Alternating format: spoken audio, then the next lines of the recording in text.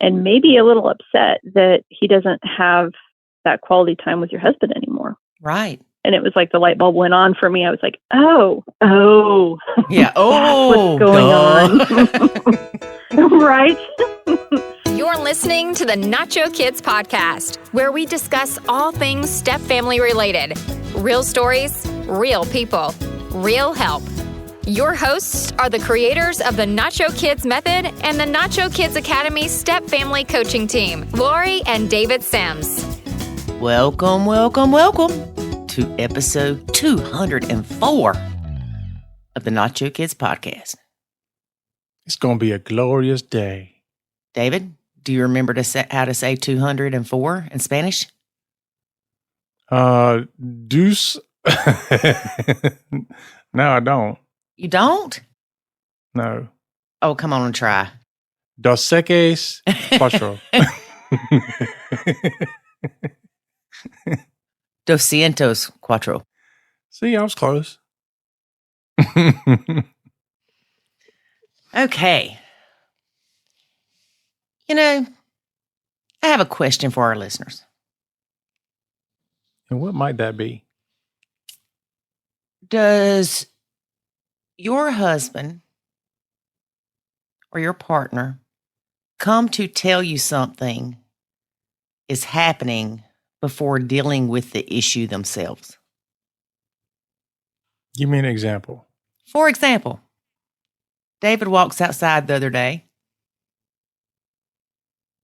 Well, he opens the front door and he said, "Your water spilt all over the table."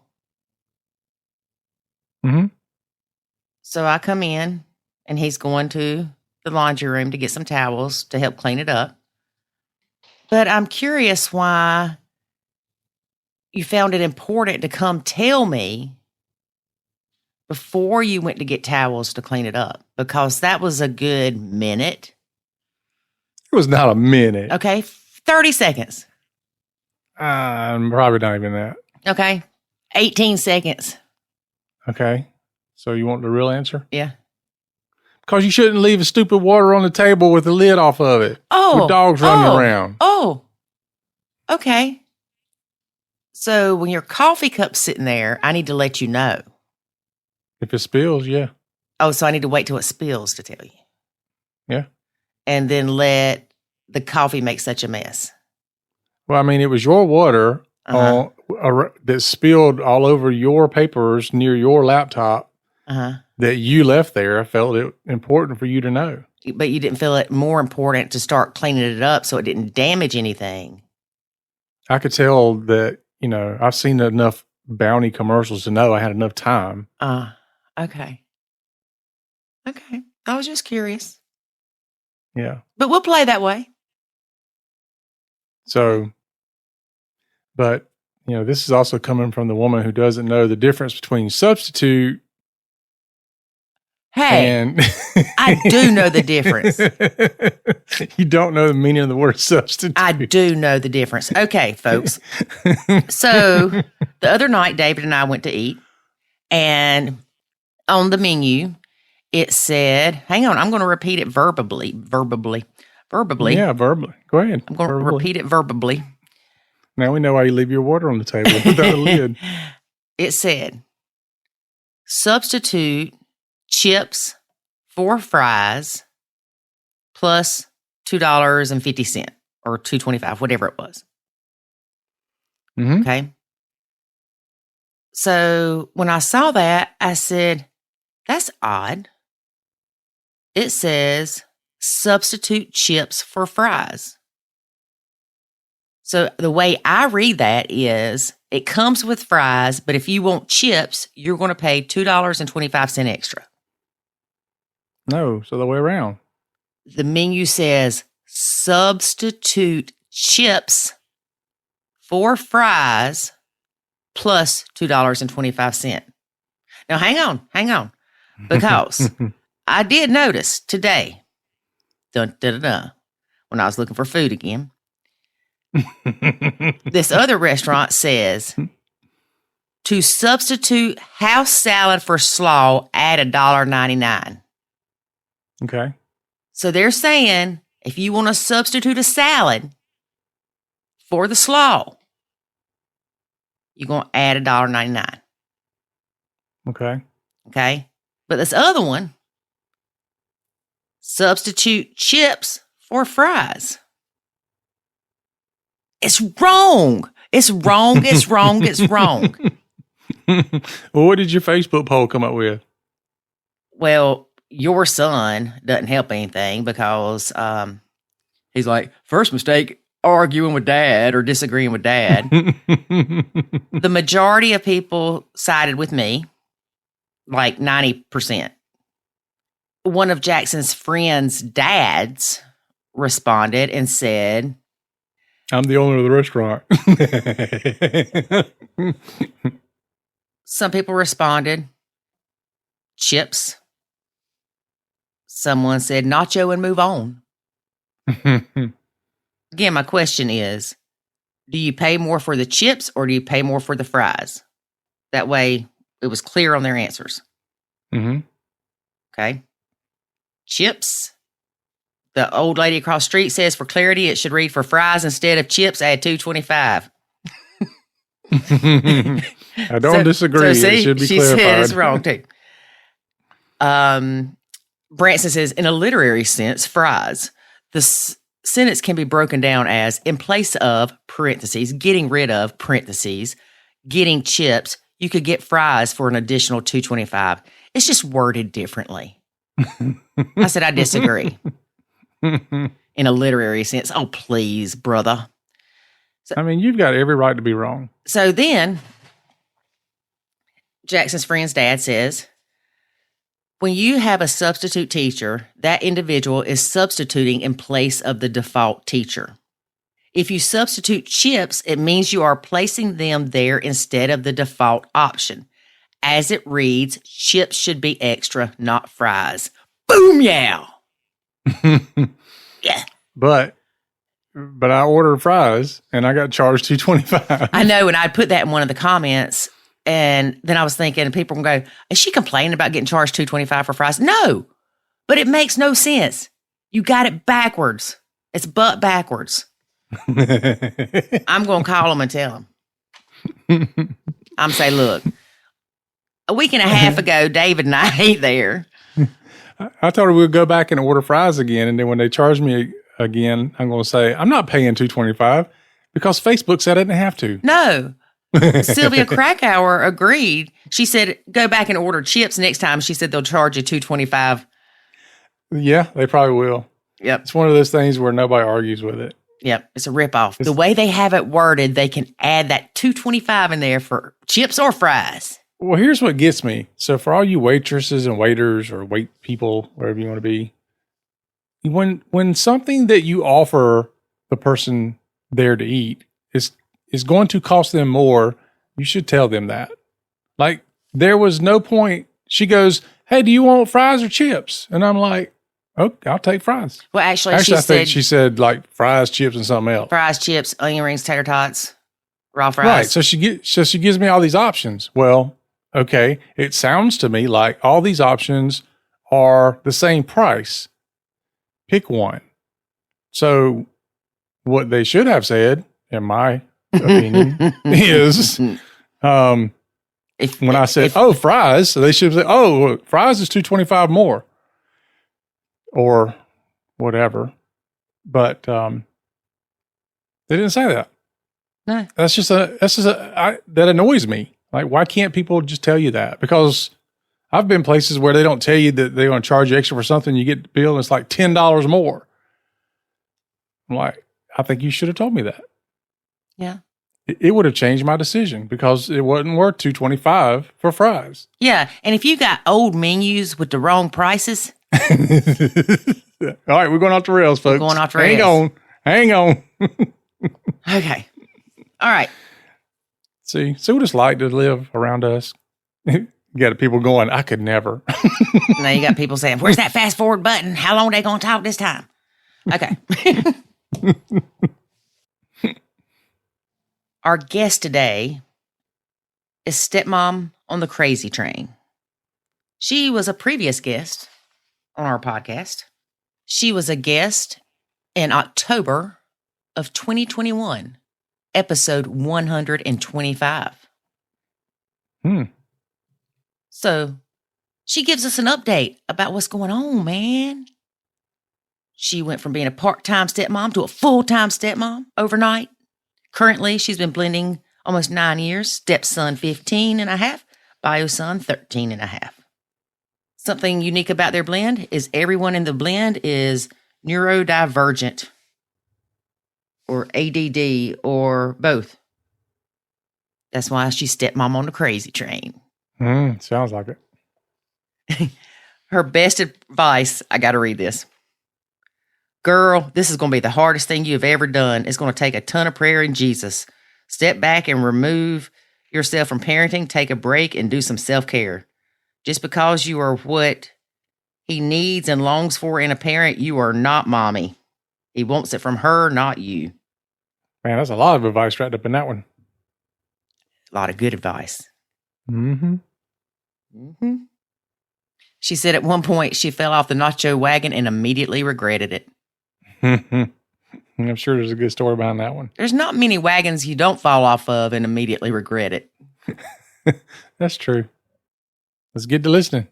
Let's get to listening to the stepmom on the crazy train as we revisit her a year and a half later.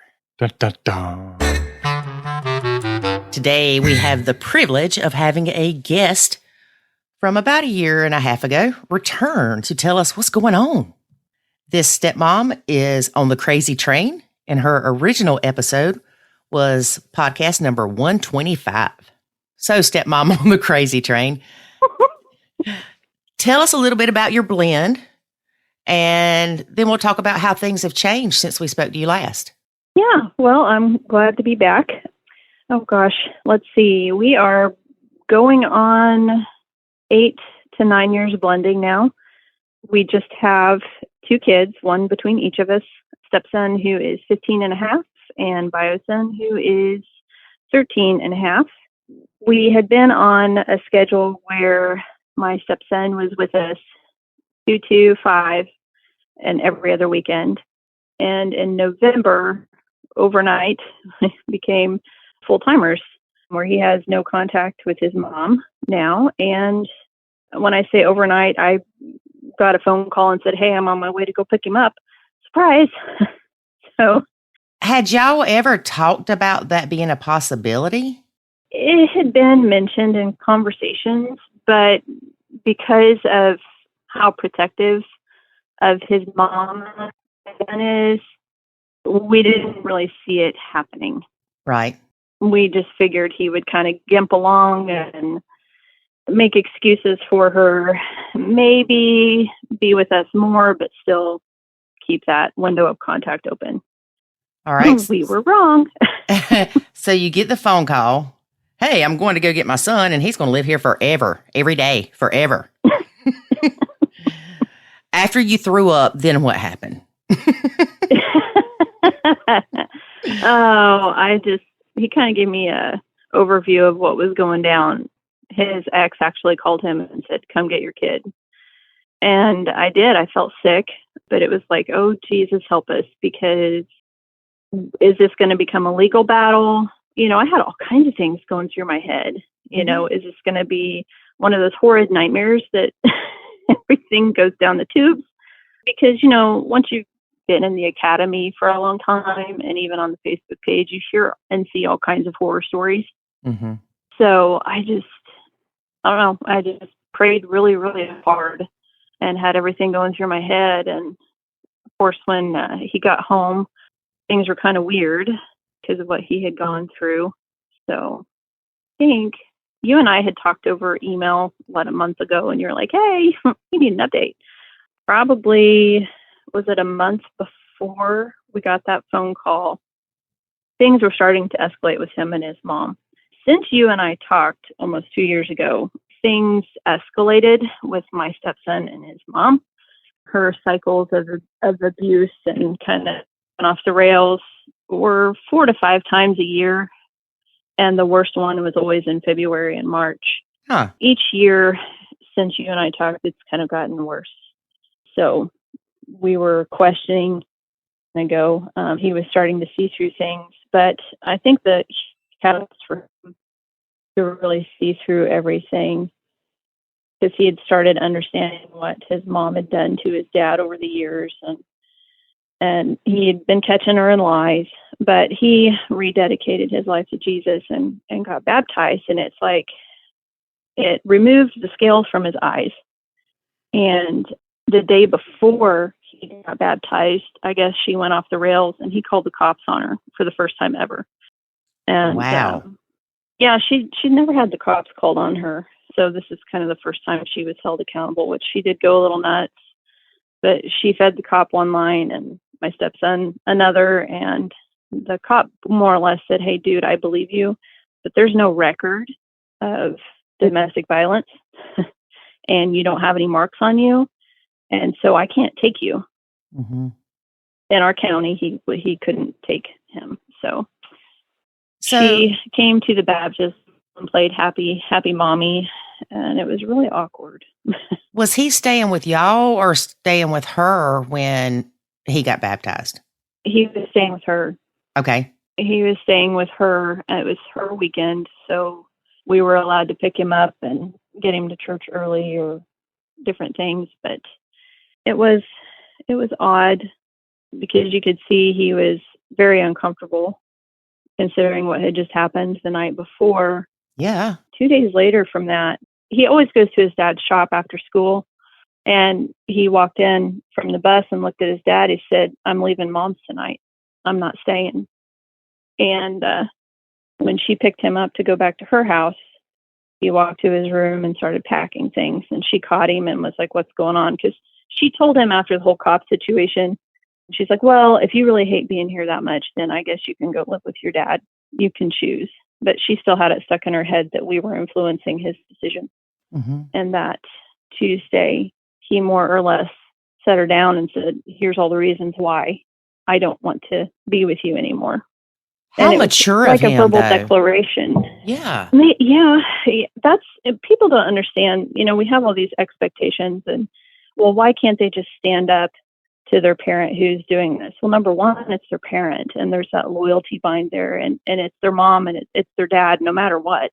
Mm-hmm. And to stand up to your abuser as an adult, that's hard.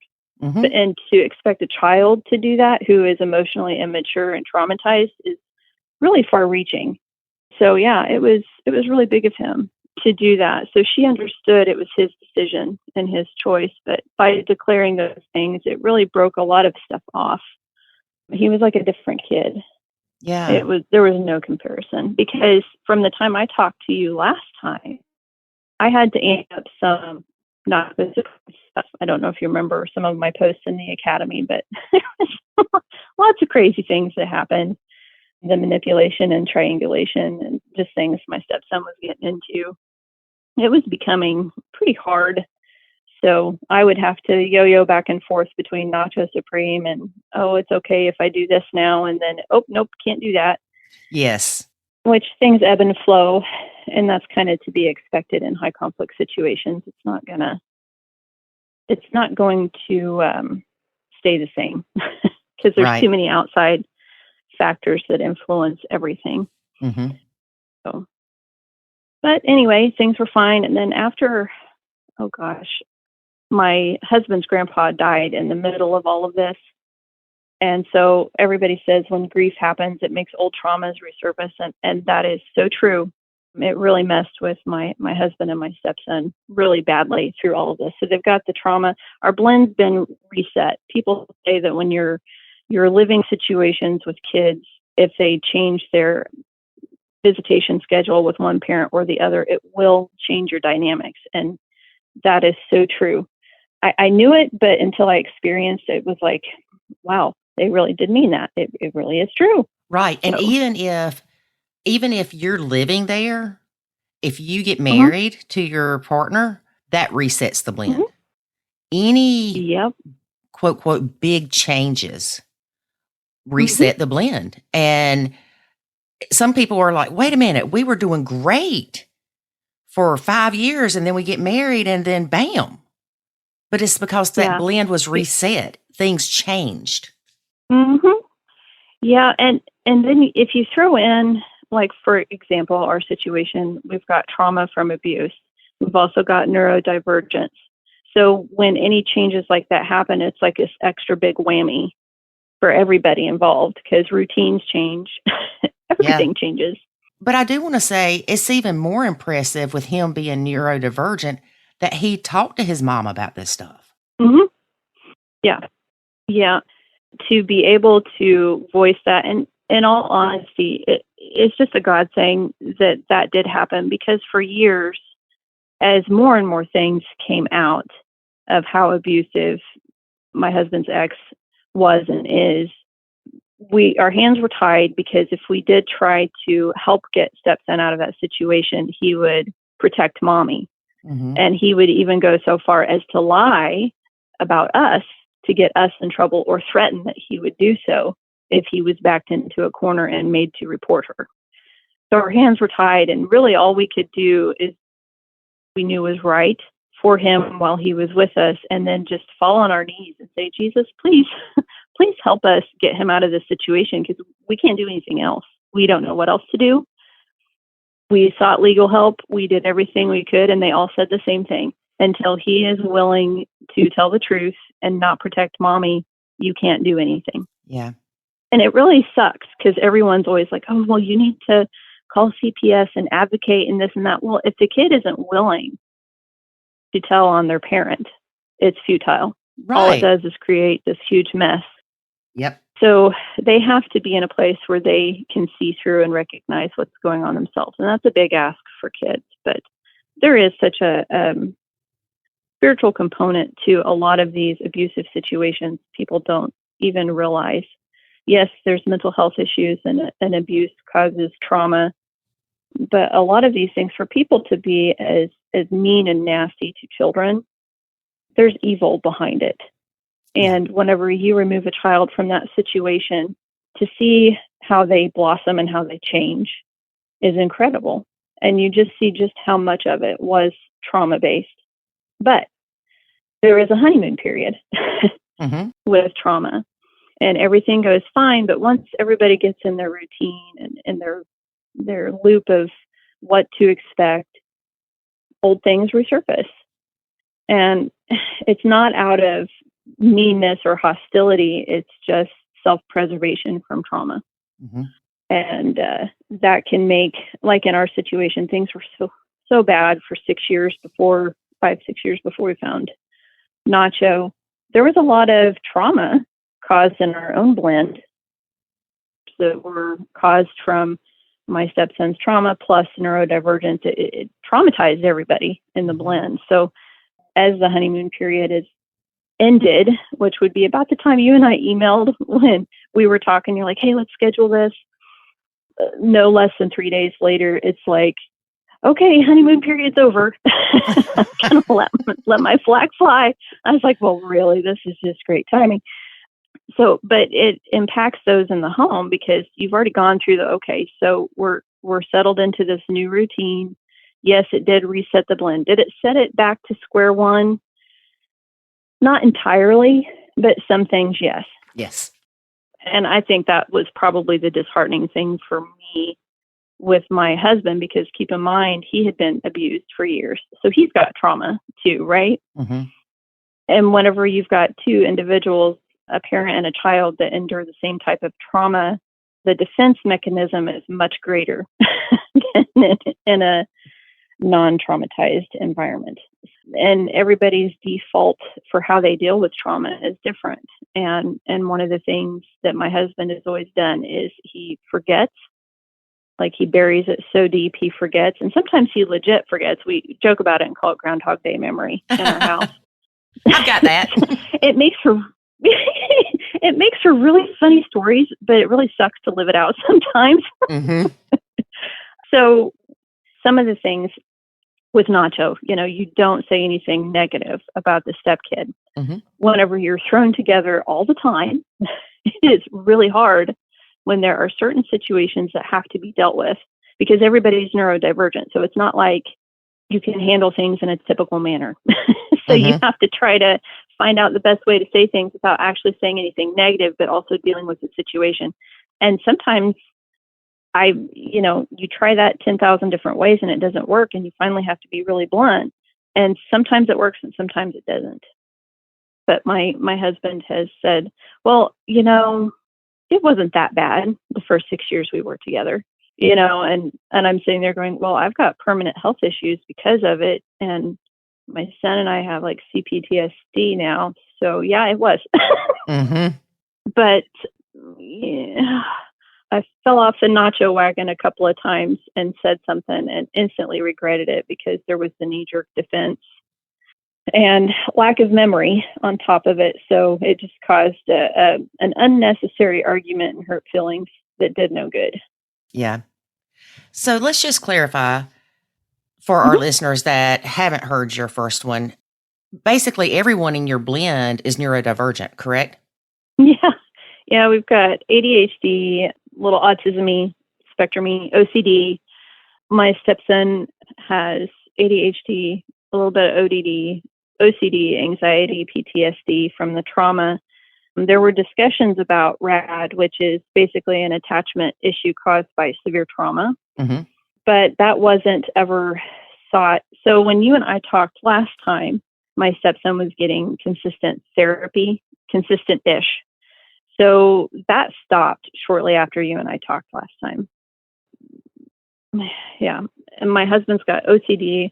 A lot of the health issues that I acquired from the long-term stress, those symptoms are a lot like ADHD, autism. My stepson, I said all those things, but they're wondering if most of those are just hereditary bipolar, because that's big time in his family. My son is a little quirky, a little ADD, mm-hmm. maybe autism. We haven't had a full evaluation there, but yeah, so that makes it fun. So, and you've got divorce trauma that happens, right? Well, Mm-hmm. I came out of an abusive relationship years ago. I was only in it for maybe 3 years. My husband, on the other hand, was in it for 10 years. With his ex. Abuse to him and with his ex, with the ex of my stepson's mom. Mm-hmm. So he was in that for 10 years. And the longer you're in that, the more it damages your brain. People don't think that it really does damage your brain. It does. It does. Long-term trauma actually shrinks your hippocampus region of your brain, which deals with memory and emotional regulation. So that's always fun. I'm actually reading a book now called The 7 Sins of Memory. Mm-hmm. And it talks about the things that can influence your memory to where they're not true. You forget things that are true and you remember things that aren't. Yeah. Well, I think it was from was it one of your courses maybe, or was it a podcast of yours that I listened to where you said, we're hardwired to remember the negative things. And it's sort of a self-preservation mechanism so we don't, get hurt again. Yeah. I think that's in the Academy. Just remember. Yeah, maybe so. We just remember the negative things. Mm-hmm.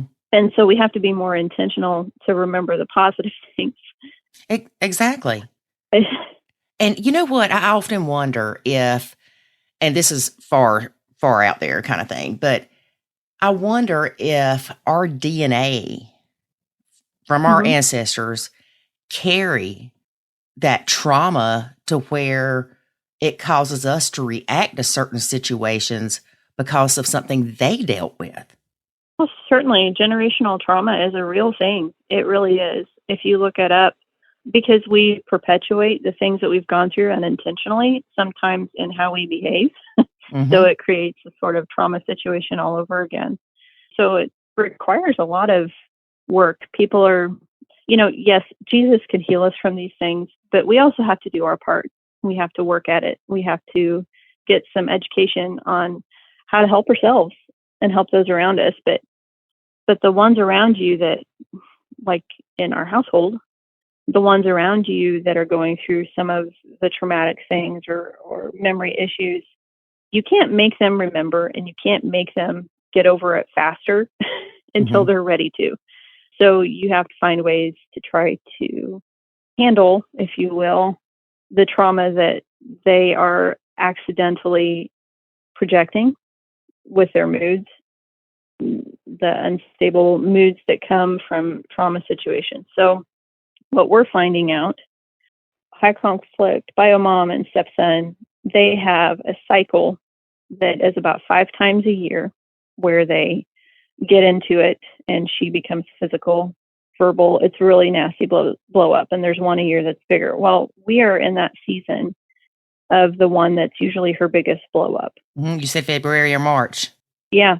We kind of had a taste of it a couple of weeks ago, but it wasn't the biggest thing. And she's been dead silent for a little over 2 weeks. So everyone's a little bit on edge, if you will. Mm-hmm. And right before, was it a month before my stepson came to move with us, things were so bad with him and his mother during one of those cycles, he started writing suicide letters.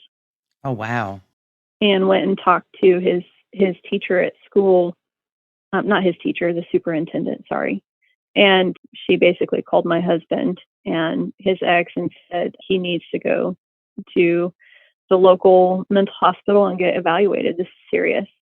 Right. So it took her getting involved before they realized how serious things were, if that makes sense. Because over years, I guess the ex would throw that out like, oh, I'm going to kill myself to get attention. Mm-hmm. Maybe not meaning it, or just to be over dramatic, because some people do that, unfortunately. So he got an evaluation there, and they didn't disclose all of it. It wasn't in our county, so he's still in the queue to get his case completely evaluated that way, not just through a counseling therapist, psychologist session.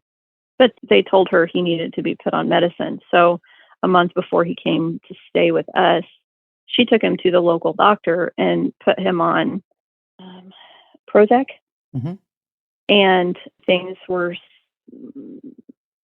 a week before he came, were still so bad. She upped his dose. She called the doctor and said it's not working, and upped his dose. That really messed with him.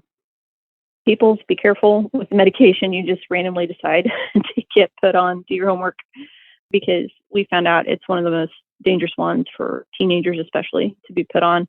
Really? And it's the most common one prescribed, which is what's scary. And your genetics on whether you can tolerate it or it works for you is a big factor. And you can't just cut it cold turkey. You have to be weaned off of it. But so in the middle of all of this, he's got the medicine messing with him. We've got him back down to the microdose, but it's still messing with him. It makes the highs highs and the lows lows, lower, if that makes sense. They're more extreme. But yeah, it wasn't really evening things out. No. And then you throw in these seasons where he's on edge anyway. It makes it even worse. But to top all that off, so historically with his ADHD, he's never handled sugar well. Like, it would spiral him. Like, I've never seen someone so hyperactive and then have such a massive sugar crash where he'd be mean for 2 days after. Oh, wow. So that was whenever he was a kid, because I've been around since he was 7 or a little before 7. So when you take that usually isn't necessarily more ADHD. It goes more with bipolar. And I think everybody's different based on their body makeup. But for him, he just never tolerated sugar well. We found out that for him, it interacts with Prozac really bad. It'll make it not work at all. Or it'll make his manic even more manic and his depressive even more depressive. So he's told his dad, he's like, I think I want to be taken off of it. Go back to the stuff that you guys had me on before, because we had some natural stuff that was working pretty well for him. And he was more regulated. If you don't mind, can you share some of that? Because somebody listening might be like, I need that. Do you know off the top of your head what it was? Yeah. Let's see. It's called Joy Filled. Okay. And we also would use 5-HTP and L-theanine and magnesium at night. Those are all hormone regulators and mood stabilizers that are natural, so they're not going to screw you up. Right. But yeah, they really did help. And it's not something that's going to harm you, if you will. You know, like some of the side effects of prescription stuff can be crazy, and not everybody has them. Yeah, you watch TV and it's we can help you with your dry eyes. And then it says, may cause constipation, death, irregular heartbeat, an extra ear growing on your head. Yeah. By the time you're done with the commercial, you're like, okay, I don't want to take that because I don't want to die. Right. I'll just have dry eyes. It's okay. Yeah. So anyway, we're trying to get that straightened out. I told my husband today, I was like, you really need to call his doctor and see if there's something else they can transition him to that's maybe time released that would be easier for him to come off of. Mm-hmm. Because they're capsules, so it's not like we can cut tablets down and slowly wean him off ourselves. It's not like that. So, well, you could always get those veggie capsules and open the capsule and put half in a veggie capsule, Well, that is true. Yeah, I didn't think about that. That's a good idea. Yeah, one of David's kids was on ADD medicine or ADHD medicine, and it was too strong. Mm-hmm. But it was like the lowest dose, and it was a capsule. And of course, we checked with the doctor, and I also checked with my dad because he's a pharmacist. And they were like, yeah, just buy the clear veggie capsules, open it, put about half in there. It doesn't matter if it's exact, but that way it's not as strong for him. That is an awesome idea. That is a good idea because you're right. Some of the microdoses aren't low enough. They really aren't. But and it works different for everybody. I was talking to a family member yesterday, and they had a different one that they were taking that was time released, and it worked great for them. Mm-hmm. So I did some research thinking, well, maybe that's something, he could transition to. And unfortunately, it didn't cover a lot of the things that he needed help with. But so, yeah, there's just, you throw all of that, and it's like this one giant mixed bag full of everything. If someone were to say, so what was the biggest challenge? Well, right now, we got everything going on, so I can't pinpoint. It would be easier to say the things that aren't. Yeah. Yeah, no kidding. Yeah. Yeah. I have noticed, last night my husband and I were talking, and he said out of the blue, his son said, I was thinking maybe things weren't as bad at mom's. And he's like, what? What do you mean by that? Well, maybe if I would have listened to her more, because you take two people that have the same mental health struggle in an environment that is negatively spiritually impacted, and it's a big hot mess. They feed off of each other, and it explodes until someone gets hurt. So there was a lot of questions my husband asked him, like, can you clarify that? What does that mean? Because he was thinking, oh no, did he lie to us and she really didn't do these things? Which wasn't the case, but it's interesting. The longer you're removed from an abusive situation, you start thinking about, okay, what did I do to contribute to that? Did I cause it? It's kind of this weird mind bend that your brain plays on you. I know with my ex, after we split up, I knew just from experience, you tend, even though we say you remember the bad, you also kind of forget the bad sometimes. And so I made a list of everything that he had done to hurt me. And I put it beside the phone. That way, every time he called me, I saw that list. No, sorry. I think we overlapped. My phone was kind of laggy there. Go ahead. Yeah. You looked at it every time? Yeah, because if I didn't, I was going to get sucked back in. And I knew that we were in a very unhealthy relationship. And that wasn't going to change. And it's not like I would answer the phone and just be hateful. It was just reality. Yeah. Yeah. And that's what you have to remind yourself is the reality of just because there were the good moments doesn't change who they were. And that's what's hard right now is she takes no responsibility for what she did. She doesn't think she did anything wrong. And unfortunately, my husband's family has contributed to that because they are so much about keeping the peace that they enable people in the name of trying to reach them for Jesus. And so many people have that misconception. And we've tried to set boundaries for years and be like, hey, you guys are making life over here because you're trying to be nice to her, but it's feeding the fire, if you will. She feels more empowered to be more abusive. So it's making stepson's life more miserable. And thereby, we have the consequences of that to live through at our house because it does affect our house, even though it's not in our house. And so through when my husband's grandpa passed away, they all played this wonderful little happy family game, and it was kind of sickening how it encouraged her to be more forceful and more, well, I didn't do anything wrong. Mm-hmm. It was kind of sickening, but. Well, and your stepson, he could start believing that too.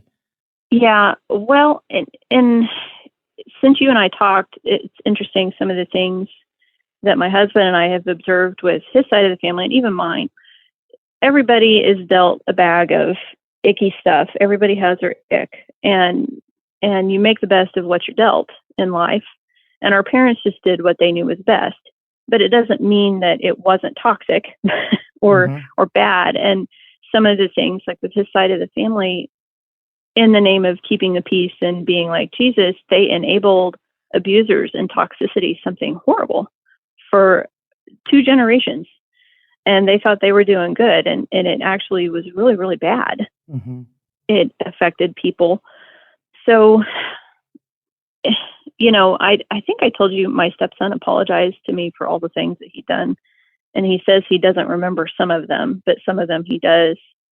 And he kind of remembers playing it up to my husband's parents, like trying to turn them against me because he was mad at me. Mm-hmm. So that really heavily influenced things over the last couple of years. And I don't really have much of a relationship with my in-laws at all because of that. And my husband's just holding on by the skin of his teeth. Oh. And that's hard. I kind of thought it is. It is hard. I kind of thought about asking my stepson, like, well, because he'll be open to talk about things every now and then. We don't bring it up. If he wants to talk about it, we'll talk about it. But I've wondered about asking him. So, you said you felt bad and you've apologized to me for these things. Have you thought about like going back to grandma and grandpa and being like, hey, I screwed up. I made you guys believe these things that weren't true. And if that would even make a difference. But I don't know, because people choose to believe what they want to believe. Yes. Whatever fits the narrative they like best. Well, you would think that they would see that his relationship with you has improved. They do, but it was really interesting. My husband's mom freaked out when he moved with us, more so than when he was living with his abuser that she knew he was getting abused with, right? Mm-hmm. So twisted. She was messaging multiple times daily. What are you doing? What are you eating? Where are you going? Are you okay? And then reporting back to Biomom. And my stepson and my husband finally started ignoring those because it was just too much. They do see where things are better, but everybody's probably just sitting back watching everybody. How long is it going to last? Mm-hmm. Is it real? Is it not? So only time will tell how those things will pan out. Right. So how about your son? When stepson came to live with y'all full time. Now, Remind me how often you have your son. He's with me all the time, goes to his dad's maybe once a month. Okay. So before stepson was with us full time, my son had my husband, who's more like dad, at least a couple of nights a week, maybe 3 nights a week, all by himself. Like he didn't have to share him with my stepson. Right. And my husband would play Xbox with him, do the typical guy wrestle things, and quality time.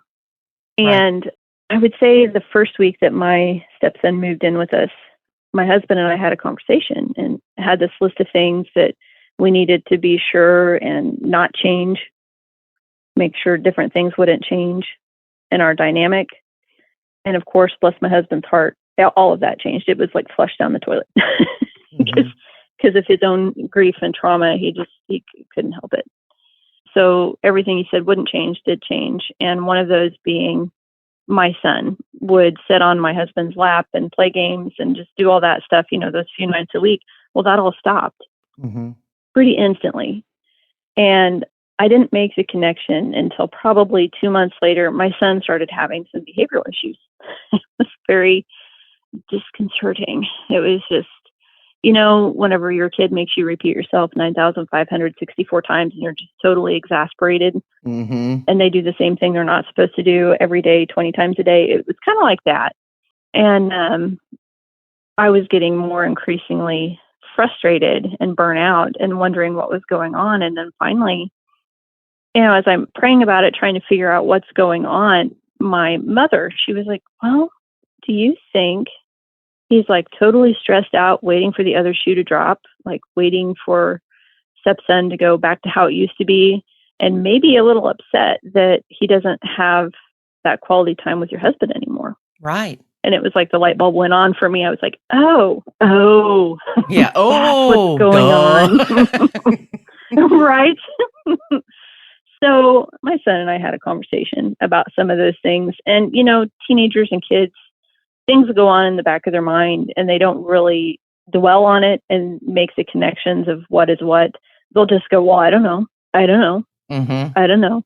And so we had a conversation where he threw out a whole lot of I don't knows. And then a few days later, he's like, hey, Mom, yeah, that really is it. So I kind of approached my husband with some of those things. You said XYZ wouldn't change. Well, XYZ did change. Everything changed. And my son's also grieving the loss of this quality time with you. He doesn't get you anymore. It's like you've completely stopped. And my husband was defensive about it. But was it a week or two ago? For the first time since November, for a few nights in a row, him and my husband just they goofed around and wrestled a bit. And my son sat on his lap. Was pretty clingy to him. So, but that's since November, Yeah. So he's had some frustrations with things changing. I've let him go and do more things than usual. Kind of like when I was Nacho Supreming and having to make sure we were gone a lot. It's kind of digressed down to that. So that way, there's not so many triggers for everybody for a little while. And I'm wondering if that'll go away if medicine's changed for my stepson or if that'll help at all. How do stepson and bio-son get along?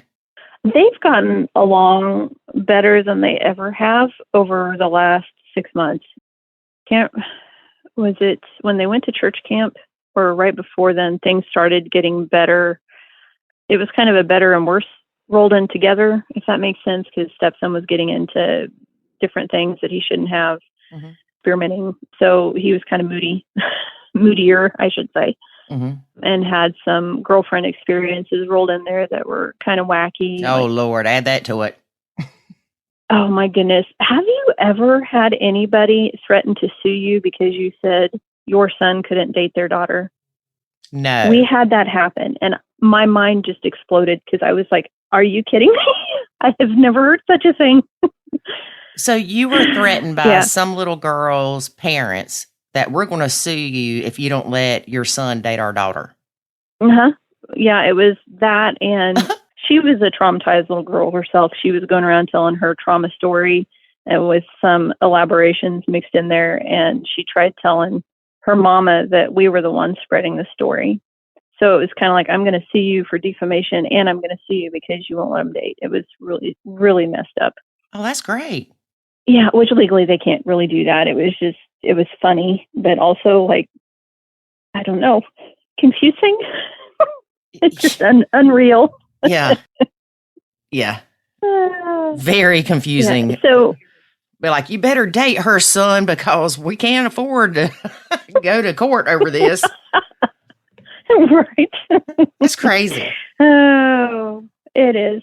So, I mean, they get along better. My stepson admitted his issue with my son was jealousy because he got his dad more than him, and he had a mom who wasn't abusive. Yeah. He had relationships that my stepson wanted that he couldn't have. So that's where a lot of it went to. But they get along pretty well. I mean, even though my son's kind of like waiting for the other shoe to drop, they still get along. They know if they need space. They don't just sit there and antagonize each other like they used to when they were a lot younger. I think maturity has something to do with that. And They both have their different friend groups. So they have things that they do together, but things that they do separately. But overall, pretty good. And I think a lot of that has to do with Nacho, because I don't know if you remember me telling you I had to teach my son how to Nacho. So he's had to apply that through situations, and also, the spiritual dynamics. When all of those things change, it's kind of a domino effect that affects everything. Yes. Yes. I do remember that about teaching your son how to Nacho. Yeah. Yeah. I'll just tell him, well, you need to step back for a bit if something comes up, or you need to just leave it alone. Well, and we have to remember, too, that especially with these kids pretty much being there all the time together, they are going to have conflict, and they're going to not get along at times. But it doesn't mean that you and your husband go, oh, we better get divorced or we better live separately because the kids don't like each other. No, my husband said, you know what, boys, I didn't like my brother until I graduated and left home. Yes. He said, that's just how it goes sometimes. But no, they'll both tell you that they like to do stuff together. They'll have boys camping trips. They still do that, and they enjoy it now. Not like it used to be where it was like, oh, I want to take a boys trip. Mom, that sucked. Yeah. That's good. Now, I'm curious, is bio mom fairly religious? What prompted stepson to get baptized? Do you have any idea? Yeah, and to answer your question for bio mom, no.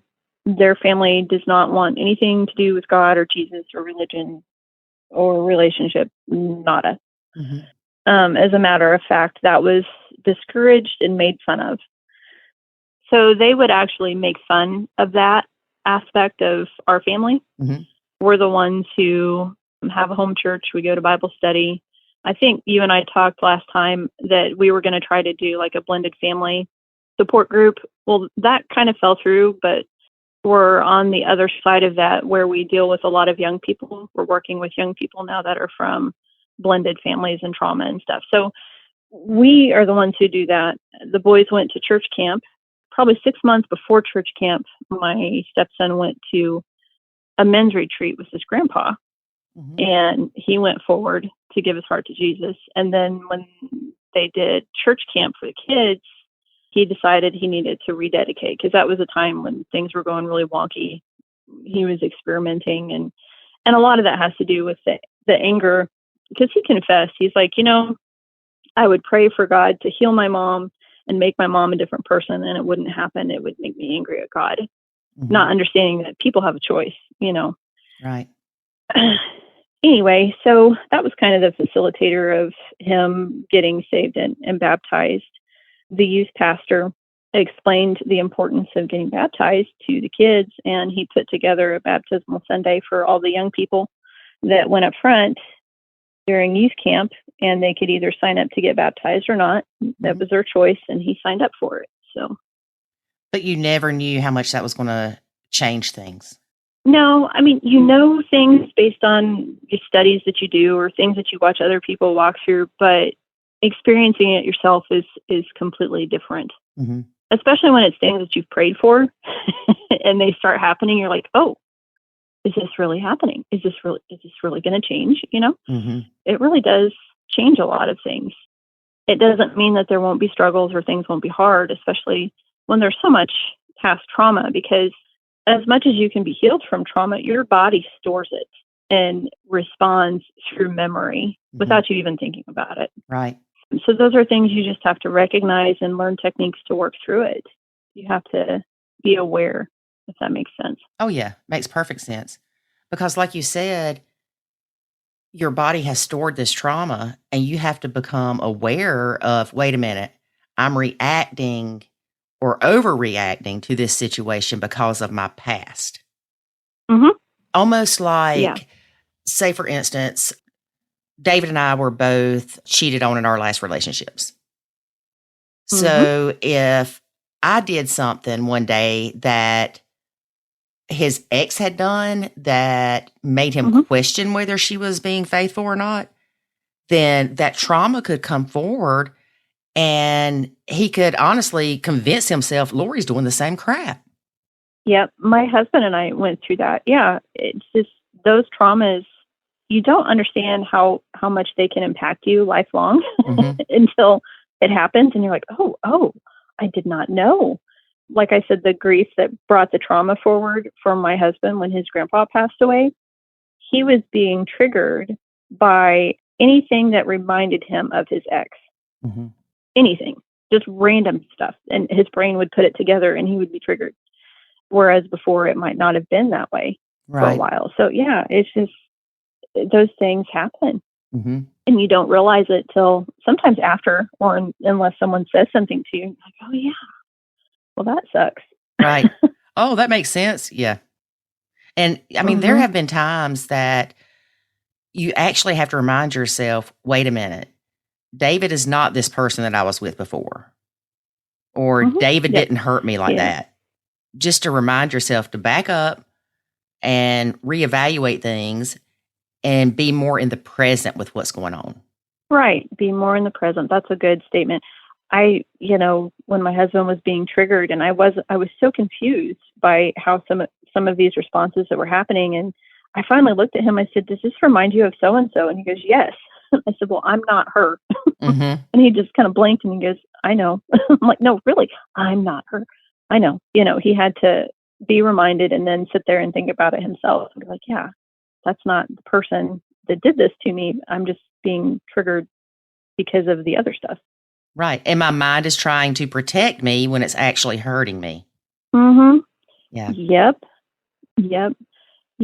My stepson was going through some of that, and he was like, well, how do I stop? How do I stop responding this way? I know it's triggering me, but I don't recognize it till afterwards when I've been a jerk and I feel bad that I've been a jerk. And I remembered some of the stuff that you taught us in the boot camp. And I said, well, you need to identify why. You need to sit down and ask yourself, what is it about the situation that is bothering me?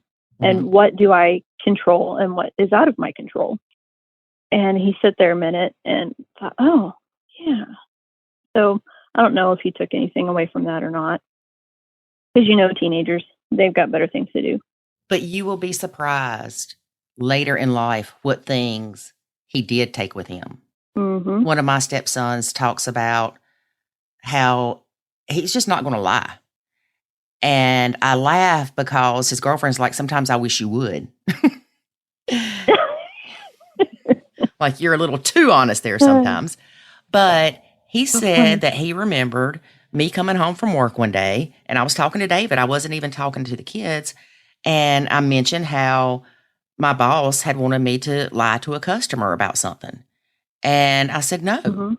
And I even went to my boss later and I said, I'm not doing that.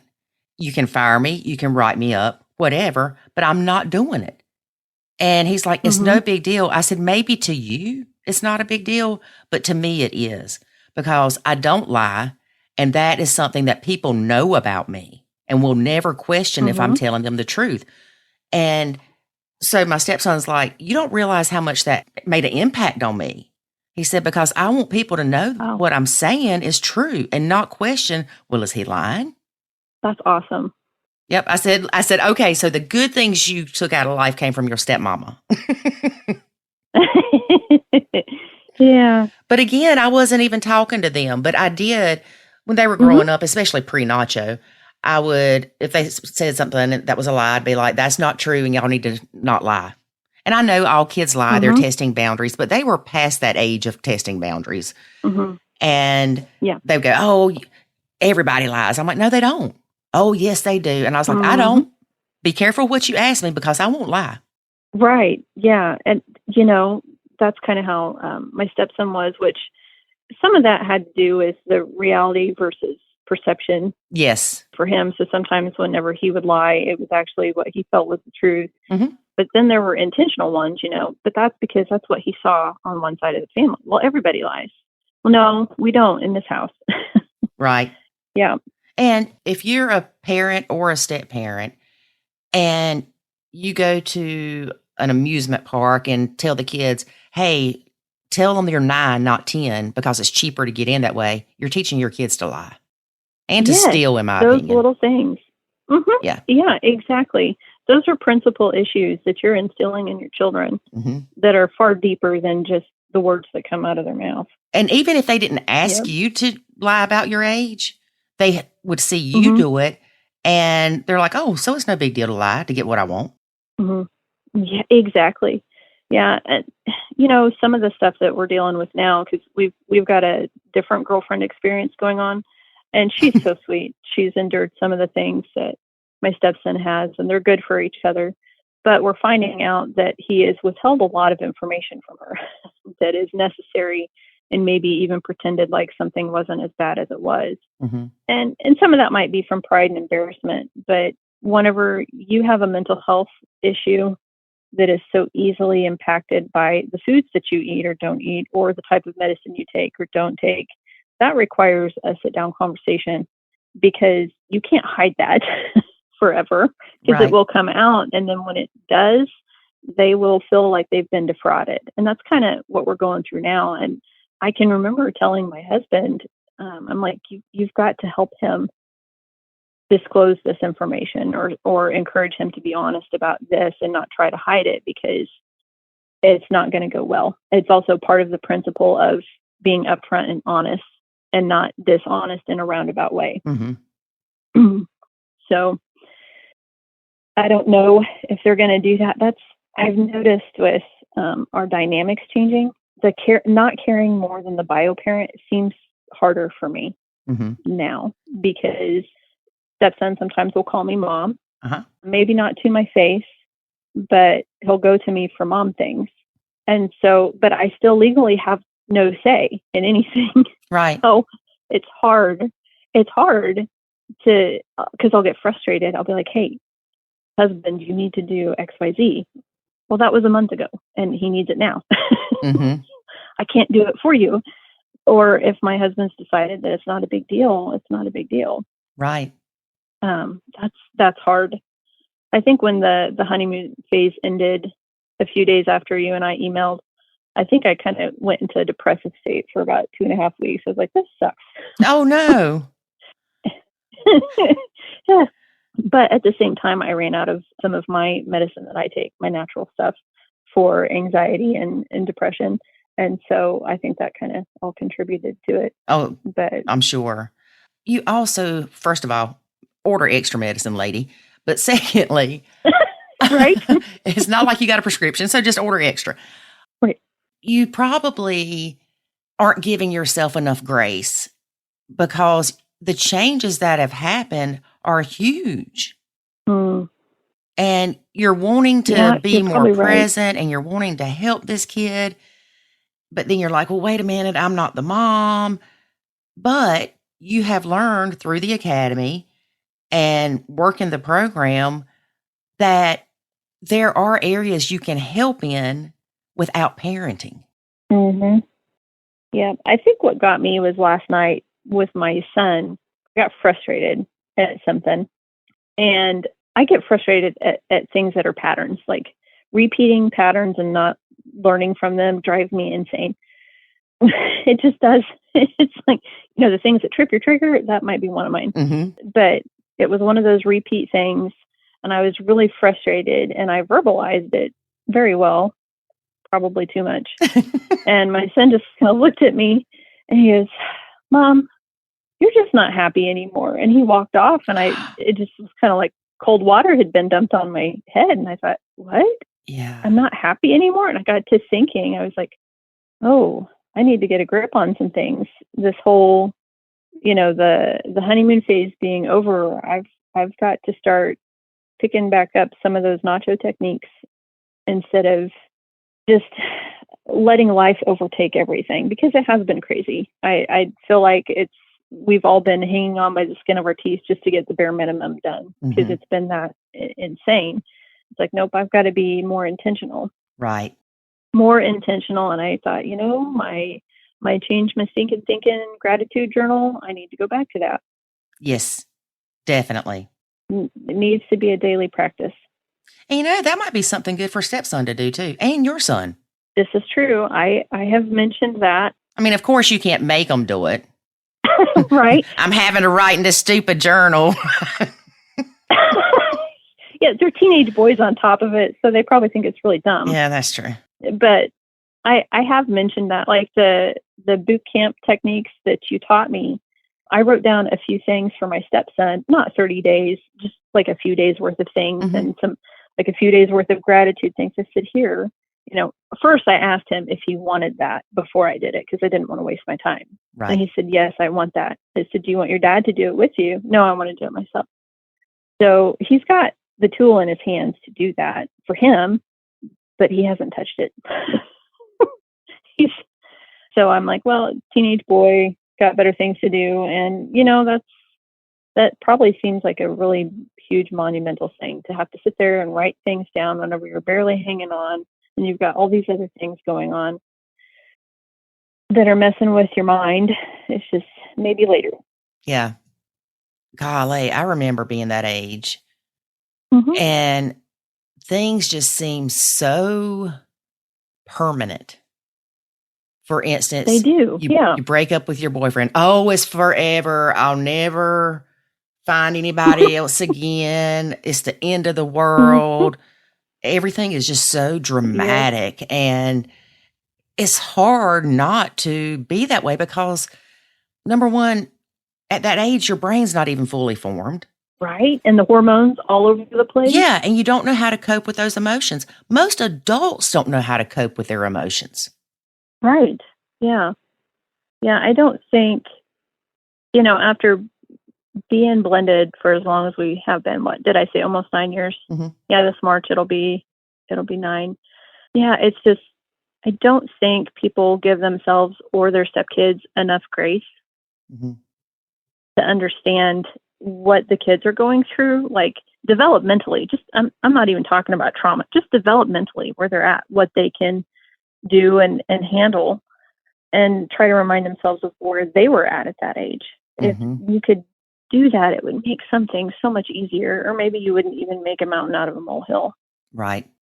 Yes. So you're in a new stage of life, and he came to live with y'all full time in November. So really, it's only been 4 months? Correct. Yep, 4 months with the honeymoon phase ending about 3 weeks ago. So, yep. So we still have quite a ride ahead, I'm sure. So 3 months was the honeymoon phase? Yes. Yeah, I can see that. I can definitely see that. But then once the newness wears off and, like you said, everybody gets in their routines and you start quote, quote, being yourself again. It's like, ooh, okay. That was nice for 3 months. Now let's get back to reality.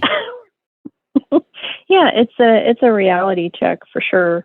And like I said, with what my son told me, I got to thinking probably 2 weeks ago, I had a migraine that lasted for like 3 days where I was like really pukey with it. I didn't have a fever. I didn't have a bug. It was a migraine. And I thought it was weather change. And then I realized every time my stepson walked in the room or came back to the house from being with a friend, it would rage all over again. And I'm like, this is stress. This is stress related. I am not handling things the way I thought I was, or as good as I thought I was. Maybe picked up too many things and need to go back to a different level of Nacho for sure, because it's just a shock to your system, everything that's happened. Yes. Your world is turned upside down and then everybody's back to reality. And that reality check is just huge. Right. And I don't know if you listened to our podcast the other week, which when people listen to this, it'll be the other month. But David is going through a kid being estranged.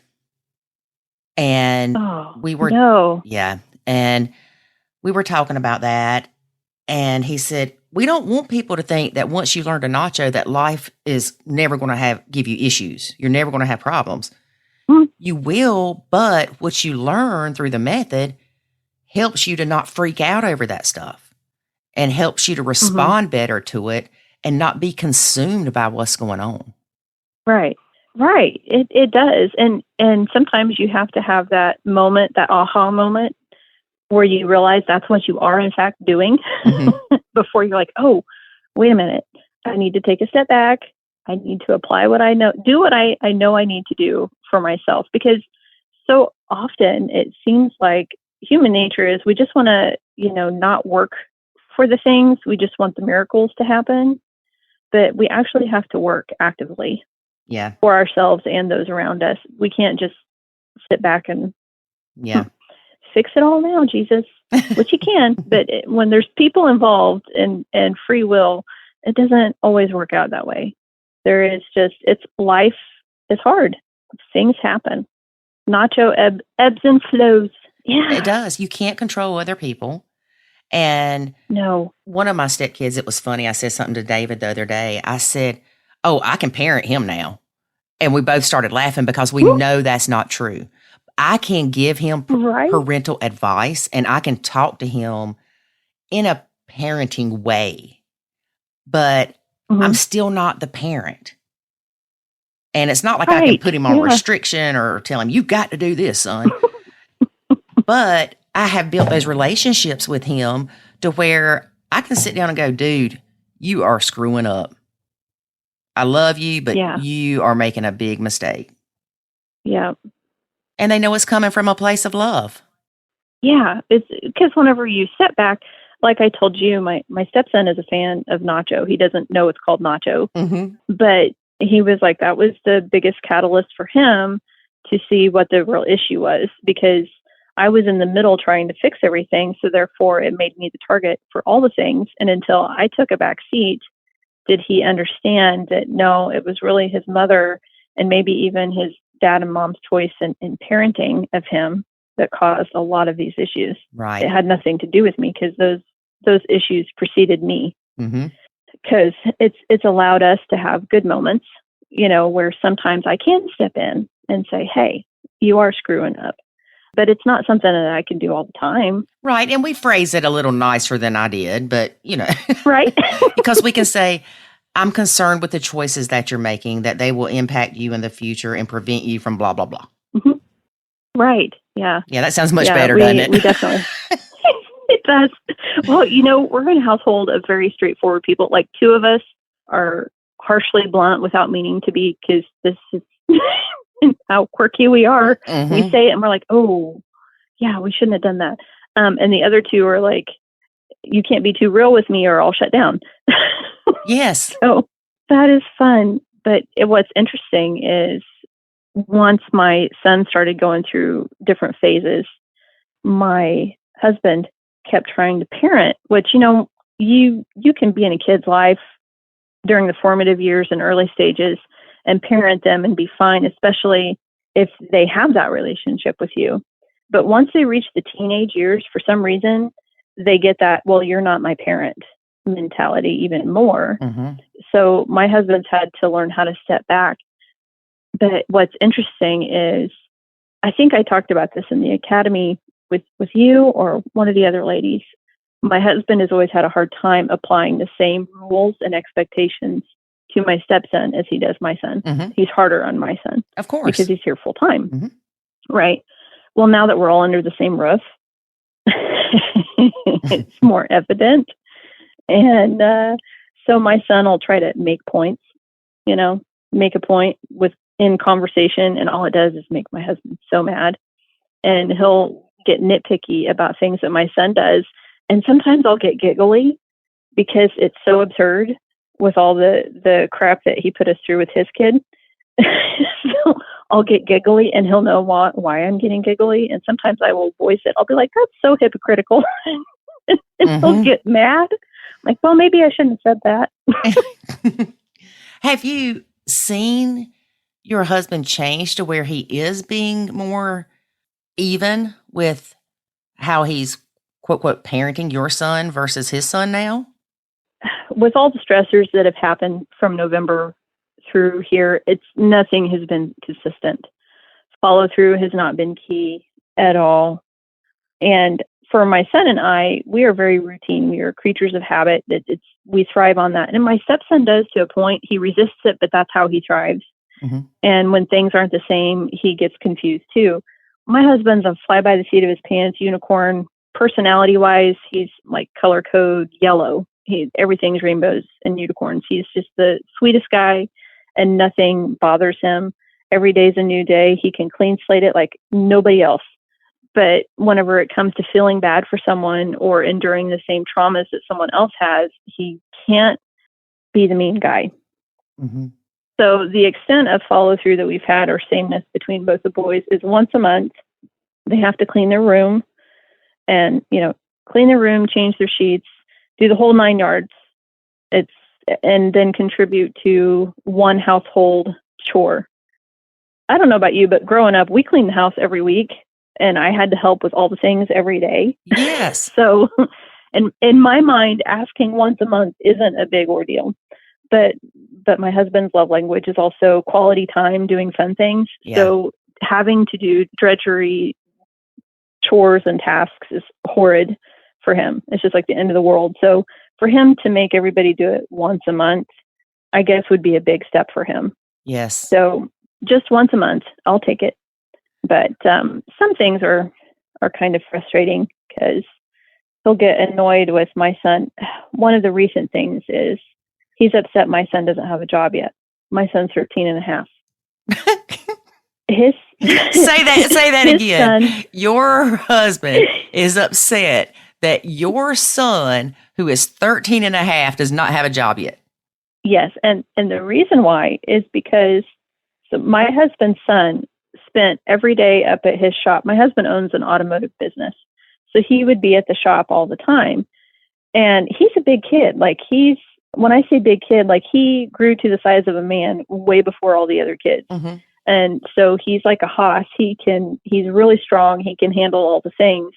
So from the time he turned 12 or 13, I think when we recorded that first podcast, he started working for my husband through the summer, doing tire changes, rotations, oil changes, and handling heavy stuff. Well, this last summer, my son wanted to try to do that. Well, my son's a little beanpole. He's tiny. He can't handle any of that. He just can't. Well, in our area, they don't hire kids until they're 15 to work places. I think there might be one place that he could get a job at 14. Otherwise, it's mowing yards. If you know someone who will let you work for them on their farm or at their shop during the summer, maybe.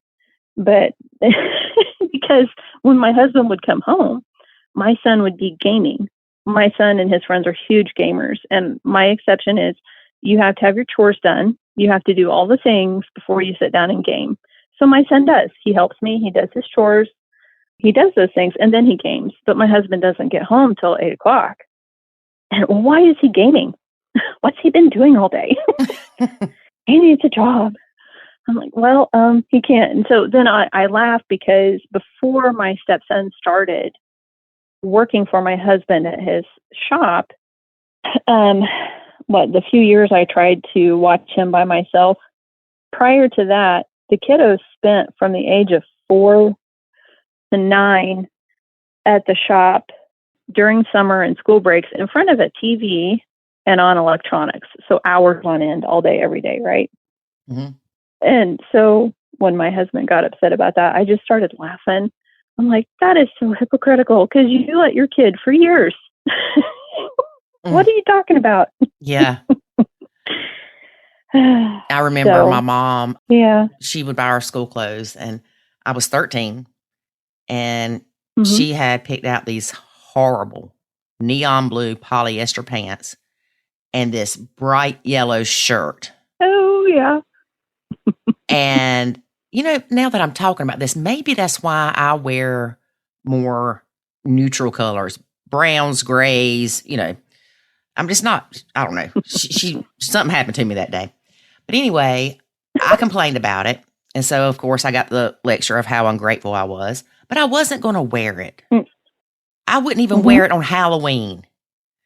So anyway, she said, fine, I'll take it back. But you can buy your own school clothes from now. So guess what? I told my daddy, I said, I need to borrow the lawnmower. And I went to the neighbors and I started cutting grass for money. Yeah. Well, that's kind of what spurred my stepson to work more, was because he was wanting like really super expensive name brand stuff. But keep in mind, he was growing so fast. Like we would change clothes size every month and a half or 2 months. Mm-hmm. So that wasn't even in the equation of our budget to go buy super expensive name brand stuff. Right. So his dad told him, look, we will buy you clothes, but it's not going to be those brands that you want. So if you want different brands, then save your money and you can buy it. Right. But we'll make sure you're covered and you look nice, but it might not be the brand you want. So that's funny. Yeah. Well, you said you thought that's why you wore darker clothes. My mom dressed me in the really bright florals during that time. You remember how big and bright those floral patterns were? Yes. That's all my mom put me in for years. So by the time I started picking out my own stuff, I went with the mute, like navy, blue, brown, dark colors. Yep. How funny. I think that's why I do. Because I remember looking at those pants and I can still see them in my head. I'm talking bright neon blue. And that yellow shirt. It was woo. It was so bright it burned it in your memory forever. It did. And it was horrible. Horrible. I'm starting to wonder if she did that stuff on purpose. Like, I'm going to make Lori dress bad. Stepmom on the crazy train, we are going to have you back in a couple of years. There you go. All right. Sounds good. Will do. Well, thank you so much for being a guest again and giving us an update of what all was going on and how things have changed. And I know you have given other stepmoms that have ended up with the stepkids full-time a lot of insight.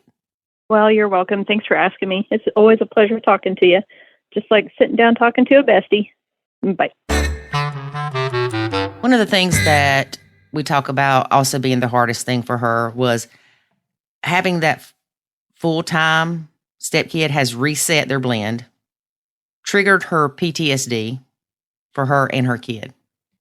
We jokingly say post-traumatic stepmom disorder, but it is real. It is. I'm telling you. So don't dismiss it. And also, make sure you take care of yourself. And that don't just mean asking your husband to take the trash out. Yeah, take it out yourself. David, these people have done nothing to you. Get some fresh air. We do still have some scholarships, courtesy of Sylvia Krakauer. If you're interested in applying for a scholarship for the Nacho Kids Academy, go to nachokids.com/scholarships. Yeah. All right, folks, thanks for listening. Join us next week. And remember, life is good when you nacho. Thanks for listening to this episode of the Nacho Kids Podcast. Find us online at nachokids.com. Until next time, remember, life is good when you nacho.